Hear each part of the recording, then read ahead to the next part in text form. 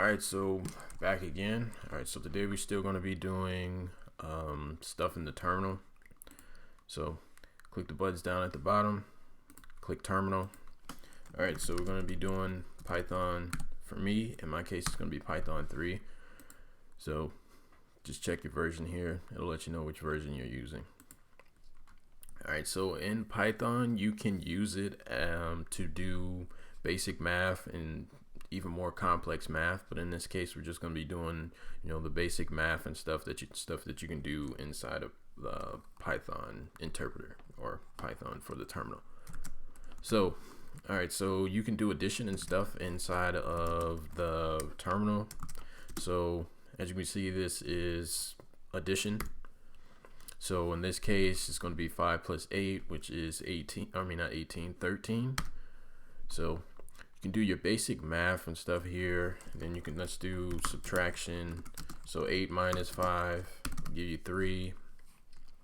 And then you can also do multiplication. So 4 times 7 give you 28. And then you can also do division and stuff in here as well. So 6 divided by 3 gives you 2.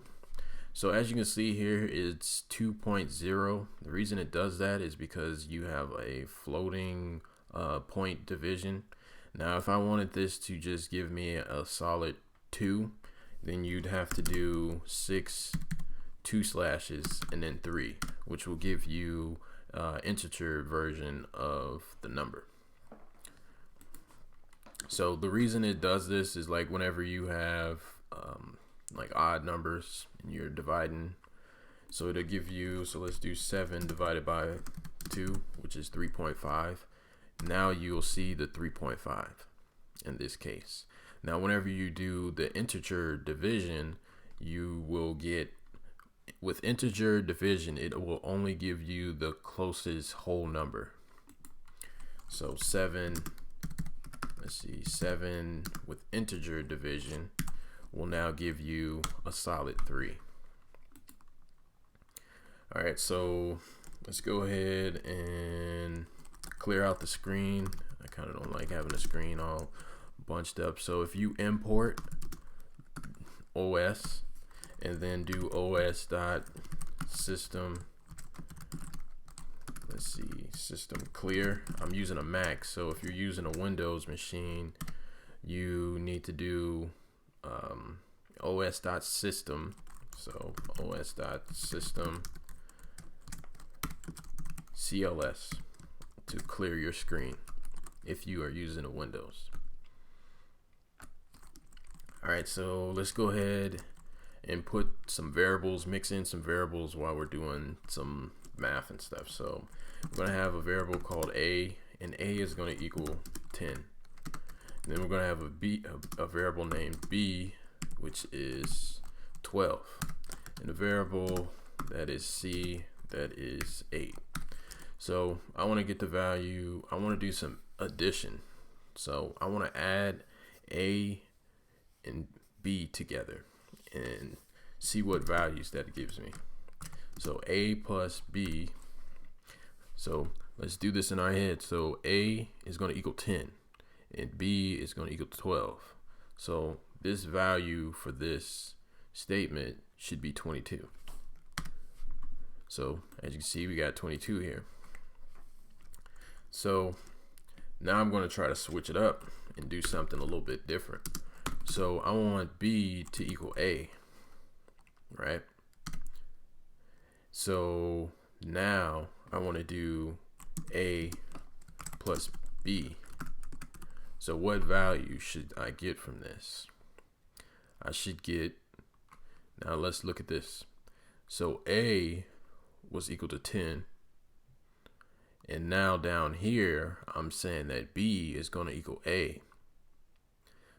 But up here, a is equal to 10. So down here, b should now be 10. So this statement should be 20. So as you can see here, the statement is 20. So let's do some subtraction in here now. So I want to do b minus c. Now don't forget, the value of b has changed now. B is now equal to A. So B minus C. C holds the value of 8. And now B holds the value of A. And A equals 10. So this statement should be 2. So as you can see here, the value, the answer to this statement is 2. So now let's do something a little different. Let's do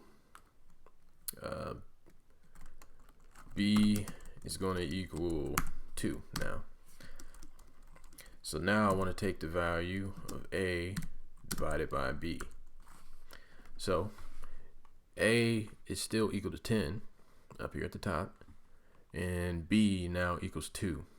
So A divided by A with floating point division divided by B is going to be, let's see, 10 divided by 2 is going to be 5.0 in this case. So if I wanted this to actually do the integer division where you only get the whole number, I want to do A integer division or integer divide by B. Now I get my solid 5. So this is just a few basic things that you can do in Python. I mean, you can test it out, try it out yourself, get a feel for it, and I'll catch you guys in the next one.